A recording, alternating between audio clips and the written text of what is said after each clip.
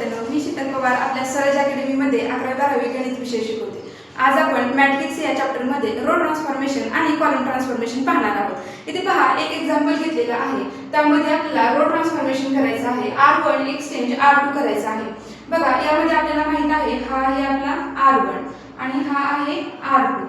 R1 exchange R2 करायचा आहे। ए मध्ये काय चेंज करणार आहे? R2 हा R1 च्या ठिकाणी जाणार आहे आणि R1 हा R2 च्या ठिकाणी येणार आहे आणि यालाच आपण म्हणतो row transformation. Same column transformation ही करायचं आहे। इथं हा आहे आपला C1, हा आहे C2 आणि हा आहे C3। Okay, C1 exchange C3 करायचं आहे, म्हणून B मध्ये काय चेंज होणार आहे?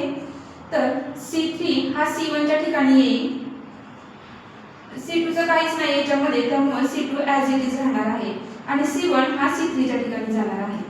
म्हणजे C1 आणि C3 एक्सचेंज करणं म्हणजे C1 हा C3 च्या ठिकाणी जाणार आणि C3 म्हणजे हा C3 हा C1 च्या ठिकाणी येणार आहे आणि यालाच आपण म्हणतो कॉलम ट्रान्सफॉर्मेशन। असेच व्हिडिओ पाहण्यासाठी फॉलो करा।